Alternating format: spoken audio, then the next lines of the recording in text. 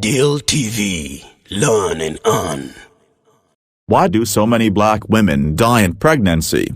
Angelica Lyons knew it was dangerous for black women to give birth in America.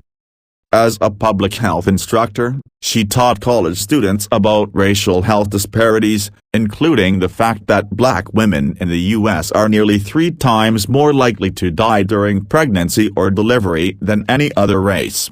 Her home state of Alabama has the 3rd highest maternal mortality rate in the nation. Then, in 2019, it nearly happened to her. What should have been a joyous first pregnancy quickly turned into a nightmare when she began to suffer debilitating stomach pain. Her pleas for help were shrugged off, she said, and she was repeatedly sent home from the hospital.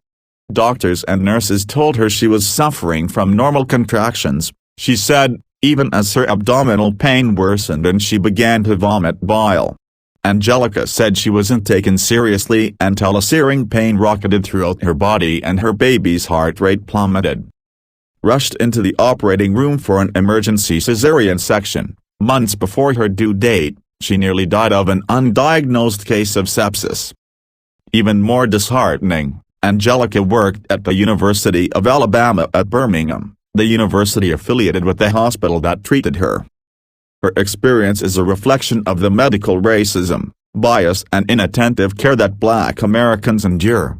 Black women have the highest maternal mortality rate in the United States, 69.9 per 100,000 live births for 2021, almost 3 times the rate for white women, according to the Centers for Disease Control and Prevention.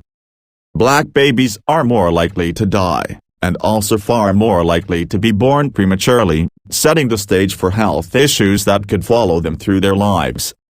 Race plays a huge part, especially in the South, in terms of how you're treated, Angelica said, and the effects are catastrophic. People are dying. To be black anywhere in America is to experience higher rates of chronic ailments like asthma, diabetes, high blood pressure, Alzheimer's and, most recently, COVID-19. Black Americans have less access to adequate medical care, their life expectancy is shorter. From birth to death, regardless of wealth or social standing, they are far more likely to get sick and die from common ailments. Black Americans' health issues have long been ascribed to genetics or behavior, when in actuality, an array of circumstances linked to racism, among them, restrictions on where people could live and historical lack of access to care, play major roles. Discrimination and bias in hospital settings have been disastrous.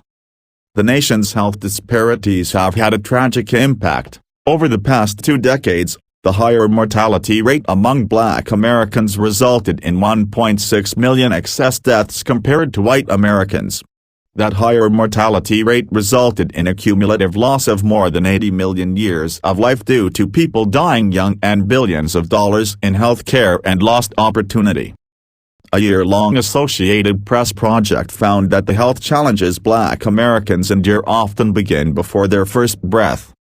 The app conducted dozens of interviews with doctors, medical professionals, advocates, historians and researchers who detailed how a history of racism that began during the foundational years of America led to the disparities seen today.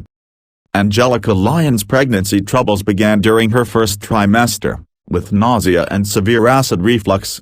She was prescribed medication that helped alleviate her symptoms, but it also caused severe constipation.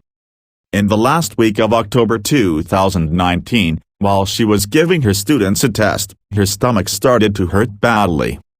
I remember talking to a couple of my students and they said, "You don't look good, Miss Lyons," Angelica recalled. She called the University of Alabama Birmingham Hospital's labor and delivery unit to tell them she was having a hard time using the bathroom and her stomach was hurting. A woman who answered the phone told her it was a common pregnancy issue, Angelica said, and that she shouldn't worry too much. She made me feel like my concern wasn't important, and because this was my first pregnancy, I decided not to go because I wasn't sure and thought maybe I was overreacting, Angelica said. The pain persisted. She went to the hospital a few days later and was admitted.